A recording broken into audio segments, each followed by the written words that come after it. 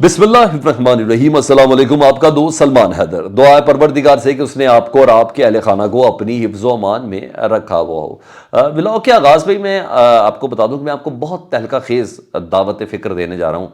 और अगर आप कनेक्शंस को जोड़ेंगे, डॉट्स को जोड़ेंगे, तो आपको बहुत सी चीज़ें सामने नज़र आएंगी, क्योंकि इसमें कुछ ऐसी चीज़ें भी हैं जो मुझे सुप्रीम कोर्ट की तरफ से मना है।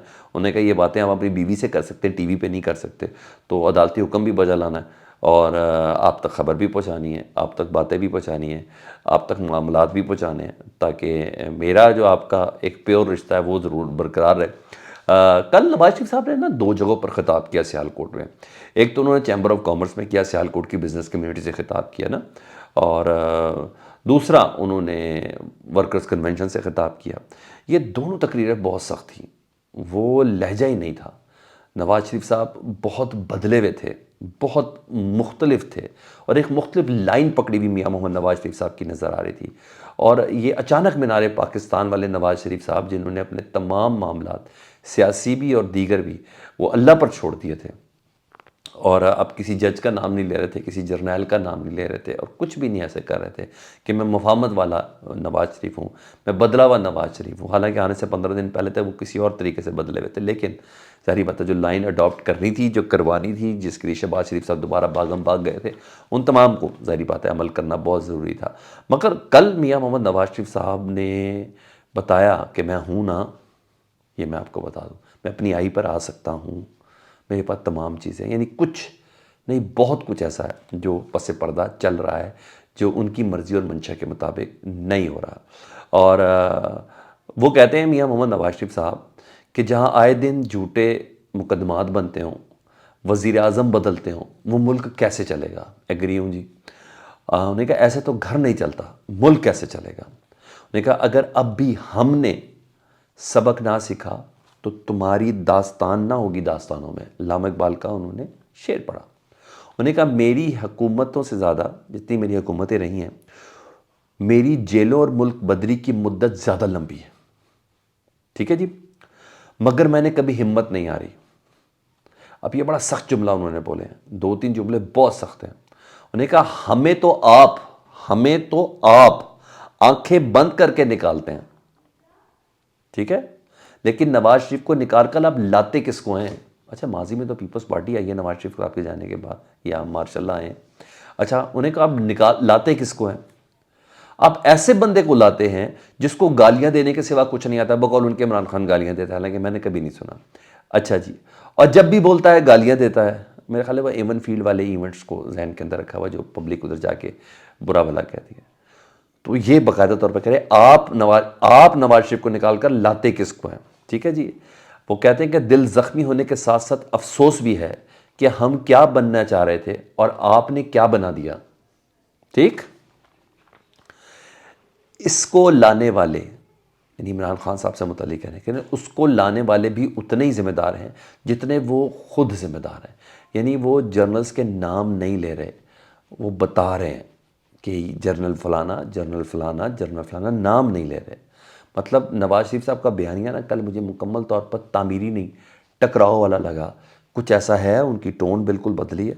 और एक जगह पर उन्होंने कहा कि 5 जजों को किसने कहा था कि नवाज शरीफ को निकालो। वहाँ जजेस को जर्नल्स को मुखातिब थे, यहाँ उन्होंने सीधा जजेस के नाम नहीं लिए, जो वो ले रहे थे ना लंदन तक में, वो अब उन्होंने नाम नहीं लिए। उन्होंने कहा 5 जजों को किसने कहा था, यानी जजेस को किसने कहा था, किसने कहा था तो नवाज शरीफ को निकालो। तो यानी वो तमाम बातें दोहरा रहे थे सिवाय नाम लिए बगैर। और मुझे लगता है कि पस पर्दा कुछ है जिसमें ताख़ीर हो रही है। नवाज शरीफ साहब की मर्ज़ी और मंशा के बगैर हो रहा है वो काम। काजी फायज़ साहब ने, मैंने आपको इब्तिदा में बोला, कहा है कि आपने इलेक्शन से मुतलिक बात नहीं करनी है, उसकी तारीख़ में कोई शकूक व शुबहात नहीं डालने, ये बातें आपने टीवी पे नहीं बीवी से करनी है। तो कुछ है ऐसा, कुछ मार्च के हवाले से भी कुछ खबरें हैं, कुछ इससे लेट के एक दरख्वास्त दी जानी है ना, लेकिन कुछ ऐसा है जो मियाँ मोहम्मद नवाज शरीफ साहब को काबिल कबूल नहीं है, उनको इत्मीनान नहीं है। मियाँ साहब की तकरीर बहुत सख्त थी, बहुत ही सख्त थी। और भाई साहब मियाँ साहब सीधा सीधा ये धमकियाँ दे रहे हैं। मुझे तो इसके अंदर सारी धमकियाँ नज़र आई हैं कि मैं अपनी उसी आई पे दोबारा आ जाऊँगा اور آپ کچھ بھی نہیں کر سکتے کیونکہ آپ کے پاس آپشن بھی کوئی نہیں ہے. آپ نے تو عمران خان کو جیل میں ڈالا ہوا ہے, تو میں ہی ہوں آپ کے پاس اندھوں میں کانا راجا, تو مجھے ہی آپ نے کرنا ہے. مجھے ان تمام گفتگو سے لگا کہ میں نے نام نہیں لیا, میں نے باتیں وہ ساری کر دی ہیں, اور بہت سی چیزیں انہوں نے بولا ہے, اور انہوں نے کہا ہے ایسا نہ ہو کہ مجھے پرانی تقریر کرنی پڑ جائے. مجھے تو اس کے علاوہ کوئی مطلب اس کے اندر سمجھ نہیں آیا, تو کچھ مقصد ان کا وہ پورا نہیں ہو رہا. ادھر آصف علی زرداری صاحب ڈیمیج کنٹرول کرنے میں لگے ہیں, بلاول صاحب بھی ڈیمیج کنٹرول کرنے میں لگے ہیں. آصف علی زرداری دبئی گئے اور بہت سی باتیں کلیئر ہوئی, کیا رہا انہوں نے فیملی گیٹ ٹوگیدر تھا, اور میں خالد زرداری صاحب نے منا بھی لیا, تبھی وہ ضلعی کمیٹیاں بھی صوبائی کمیٹیاں بھی بناتی ہیں مذاکرات اور مفاہمت اور جسے کہتے ہیں انتخابی اتحاد کے لیے. اور مگر بھائی چینلز ہی نہیں جان دے رہے. ہم تو بات کر رہے تھے مین اسٹریم چینلز کی ہیڈ لائنز تھی جی, کہ بلاول زرداری میں دیوار کھڑی ہوگی, دونوں میں مخالفت کھڑی ہوگی, آمنے سامنے کھڑے ہوئے ہیں, بہت سی وہ بجلی والے سارے ٹریلر چلا رہے تھے. تو پھر اجلت میں, نہایت اجلت میں تصویر بلاول صاحب نے ایک شیئر کی جس میں فیملی کے ساتھ تھے, اپنی پھپھو کے ساتھ تھے, اپنے والد کے ساتھ تھے, اور بہن کے ساتھ نے, تو آصفہ بھٹو کے ساتھ ہے, جس میں بلاول صاحب کی شیپ بھی بڑی ہے, پتہ نہیں منہ دھو کے آ رہے ہیں یا آنکھوں میں پانی مار کے ہیں, شرٹ کے اوپر پانی پانی ہے, اور زرداری صاحب کا کوٹ کدھر جا رہا ہے, شرٹ کہاں جا رہی ہے. تو حالانکہ آپ یہ تصویر سوشل میڈیا پہ شیئر کر رہے ہیں, پورے پاکستان نے دیکھنی, پورے پاکستان کو پتہ چل رہا تھا, ہر ایک کی زبردستی شکلیں نظر آ رہی تھی کہ کس طریقے سے تھی. اور کہا گیا ہے, آصفہ بھٹو کی طرف سے ٹویٹ کیا گیا کہ ہم سب یونائٹڈ ہیں, ہمارے لیے فیملی سب سے فرسٹ ہے. پہلا ڈیمیج کنٹرول کرنے کی بھرپور طریقے سے کوشش کی گئی, اور زرداری صاحب نے منا لیا ہے بلاول صاحب کو, منانا ہی تھا اور ان کا ماننا بھی ضروری تھا. تبھی میں نے بتایا کہ انہوں نے وہ صوبائی کمیٹیاں بنائی ہیں, جو پنجاب کے حوالے سے اور کے پی کے حوالے سے ایک کمیٹی بنی ہے, بلوچستان کے حوالے سے ایک کمیٹی بنی ہے, سندھ کے حوالے سے ایک کمیٹی بنی ہے. تو جو یہ مذاکرات کرے گی, اور جو انہوں نے انٹرویو دیا تھا حامد میر صاحب کو, وہ کافی سلجھو تھا زرداری صاحب کا. وہ انٹرویو اتنا زبردست سلجھو تھا کہ انہوں نے اپنے اوپر تمام مقدمات کا بھار ہی ڈال دیا عمران خان کے اوپر, کہ نواز شریف نے میرے اوپر کوئی مقدمات ہی نہیں بنائے, نواز شریف کی گورنمنٹ نے کوئی مقدمات بھی نہیں بنائے. حالانکہ چودھری نثار وزیر داخلہ تھے, اور وہ ایان ملک والا جو کیس تھا وہ, اور اس کے علاوہ دیگر کافی کیسز تھے جو ان کے نواز شریف صاحب نے ان کے اوپر بنائے تھے. بہرحال عمران خان صاحب کہتے ہیں کہ نواز شریف کے بنائے ہوئے کیسز ہیں, میرے کیسز نہیں ہیں. تو بہرحال ایک ٹائم لائن اگر میں آپ ساری کھولوں تو مجھے تو ایسا لگتا ہے کہ 80% کیسز نواز شریف صاحب کے بنے ہوئے تھے. مگر انہوں نے کہا کہ جی نواز شریف صاحب نہیں ہے, ہم اتحاد بنائیں گے, کوئی بھی جماعت 172 کی اکثریت نہیں لے سکتی, یہ ایک سارٹ آف نیشنل گورنمنٹ بننے جا رہی ہے, مخلوط حکومت بننے جا رہی ہے.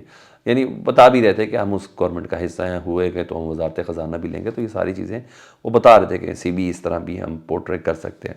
تو بشیر میمن کے ذریعے جو 2-3 دن پہلے تک باتیں کی جا رہی تھیں کہ سندھ میں وزیر اعلیٰ بھی نون لیگ کا ہوگا, اتحادی ہمارے ایسے تگڑے ہیں, اور ہم یہ سب کریں گے, تو پھر شہباز سپیڈ بھی دیکھی جائے گی, تو سب ہمارا ہوگا. جس طرح نہال ہاشمی نے ایم کیو ایم کے ساتھ مل کے پریس کانفرنس بھی کی, یعنی ایک میسج دیا جا رہا تھا نون لیگ کی طرف سے, یا جن کی طرف سے دینا ہے کہ دینا ہے, آپ مرکز کی طرف کیا دیکھ رہے ہیں, آپ سے سندھ بھی لے لیں گے. تو یہ سب چیزیں تھی. تو انٹرویو کے بعد نون لیگ پیچھے ہٹی ہے جی, اور پتہ چلا انہوں نے حنیف عباسی صاحب نون لیگ کے رہنما جی, انہوں نے کہا ہے کہ جی بلوچستان اور پنجاب میں ہم اپنی حکومت بنائیں گے, یعنی نون لیگ اپنی حکومت بنائے گی. کے پی کے میں ہماری حکومت اتحادی ہوگی, اور سندھ میں ہم پیپلز پارٹی کو ٹف ٹائم دیں گے. اچھا یہ میں آپ کو بتاؤں, کمزور سے کمزور پارٹی بھی ہے وہ کبھی بھی نہیں کہتی کہ ہم صرف ٹف ٹائم دیں گے, وہ ہمیشہ جیت کا دعویٰ لے کے آتی ہے. اور پرسوں ترسوں تک, وہ جمعرات سے پہلے تک وہ جیت کا دعویٰ کر رہے تھے, اب وہ ٹف ٹائم پہ بعد چلے گئے. کوئی کتنا بھی کمزور ہو, میرا خیال ہے کچھ گیو اینڈ ٹیک ہو گیا. اور نیشنل گورنمنٹ کا تو ویسے ہی راجہ ریاض صاحب بتا چکے ہیں, اور زرداری صاحب نے بھی بتا دیا. راجہ ریاض نون لیگ کے زرداری صاحب ان سے زیادہ ویل انفارمڈ کون ہے؟ یہ پی ڈی ایم کا ہی ایک بچہ یا کزن نکلنے جا رہا ہے. اسی طرح کے لوگ ہوں گے. ہاں کمر ٹوٹے گی عوام کی, کیونکہ کابینہ بہت بڑی ہوگی, اور میں آپ اس کابینہ کے خرچے افورڈ نہیں کر سکتے. کچھ نہیں سیکھا ہم نے, اگر ایسا ہوا تو. اپنا بہت خیال رکھیں. فیڈ بیک سے متعلق آگاہ کریں. اللہم صلی علی محمد و آل محمد.